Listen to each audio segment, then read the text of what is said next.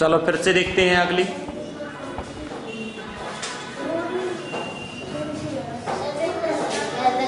तो कोई बात नहीं, रिक्त स्थान नहीं अभी वो बता देते हैं इसकी। अगला देखिए 16, 32, 64। 16, 32, 64 इसको सतत भाग विधि से मासापा निकालना है। क्या निकालना है? मासापा। तो 16 का भाग पहले 32 में देंगे, 16 दूनी, तो 16 32 का लाभ मासा तो 16 हो गया। लेकिन क्या 16 का 64 भी है क्या? तो 16 का ही भाग हम 64 में देंगे। 16 चौको 64, शून्य आ गया, तो जिस भाग का शेषफल शून्य आ गया उसी का भाजक मासा। तो मासा बराबर कितना है? 16। तो 16 वह बड़ी से बड़ी संख्या है जिसका 16 में 32 में और 64 में पूरा पूरा भाग चला जाता है। समझ में आया? तो रो क्यों रहा था? क्यों?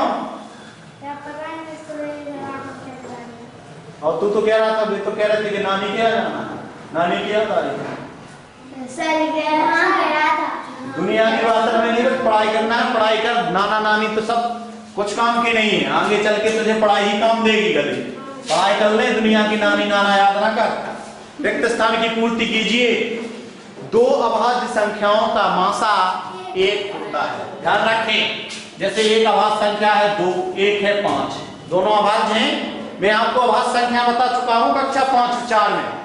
2 से लेके 100 तक के बीच में अभाज्य संख्या 25 होती है, बताया था।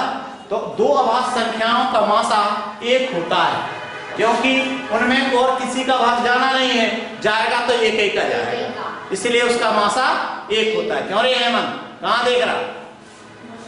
ठीक है, 2 का भाग दिया हमने 5 में, सतत भाग विधि से जांच करें।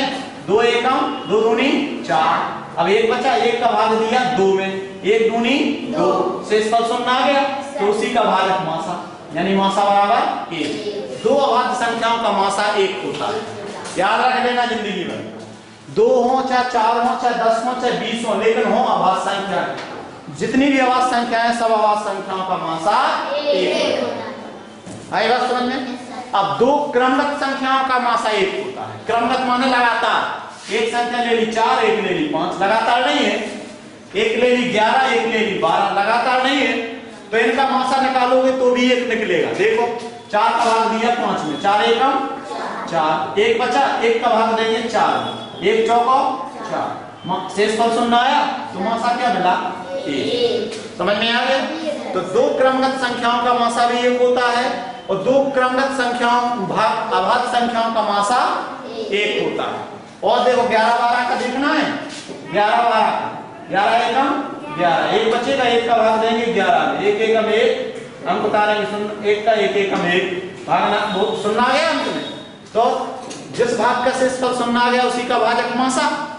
तो 2 क्रमगत संख्याओं का मासा 1 होता है, और 2 अभाज्य संख्याओं का मासा 1 होता है। समझ में आएगा? अब लासा की बात नहीं की थी हम लोगों ने, लासा की बात नहीं की थी, तो सुने, 2 अभाज्य संख्याओं का लासा हमेशा गुणनफल होता है। जैसे एक 2 है और एक 3 है, ये दोनों संख्याएं कैसी हैं? अभाज्य संख्याएं हैं। तो इनका लासा अगर आप लोग निकालते हैं लघुत्तम समापवर्त, तो क्या मिलेगा आपको? दोनों का आपस में गुणनफल मिलेगा।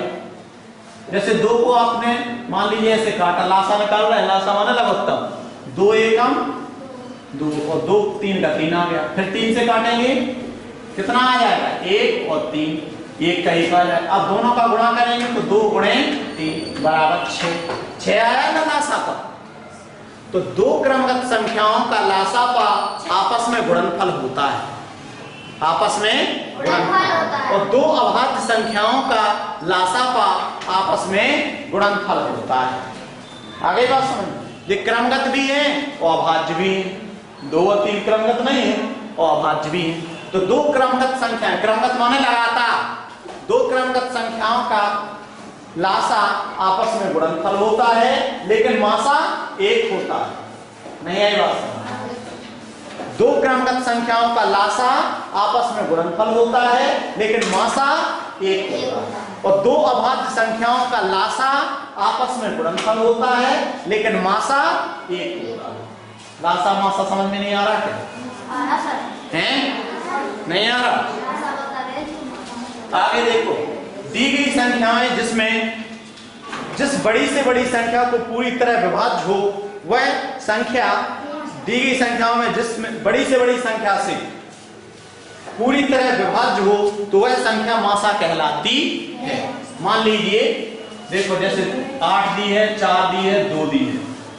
अब इसमें देखो तीन संख्याएं दी हैं, इन तीनों संख्याओं में 2 में 2 का भाग चला जाएगा, 3 में 3, 4 में भी 2 का भाग चला जाएगा और 8 में भी 2 का भाग चला जाएगा। तो पता दी गई संख्याएं जिस बड़ी से बड़ी संख्या से पूरी तरह विभाज्य हो वह संख्या मासा कहलाती है। तो इसकी मासा क्या होगी? 2। उसकी मासा क्या होगी? 2 हैं?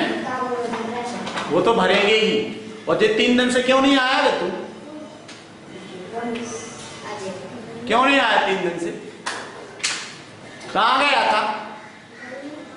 तो फिर तू चला जाएगा का?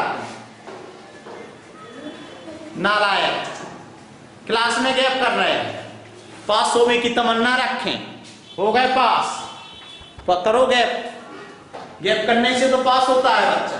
तभी तो जो पढ़ता नहीं है वे पास हो जाते हैं, जो पढ़ते हैं वे फेल हो जाते हैं। शर्म नहीं आती तुझे? महत्तम समापवर्त का अर्थ है सबसे बड़ा समान अपवर्तक। नहीं बताया था? महत्तम समापवर्त का अर्थ है सबसे बड़ा समान अपवर्तक। कैसे बैठा है? हिलता रहता होगा घर पे, तो बैठा है मरीज में, नालायक कहीं का, आने के लिए गैप मारता है।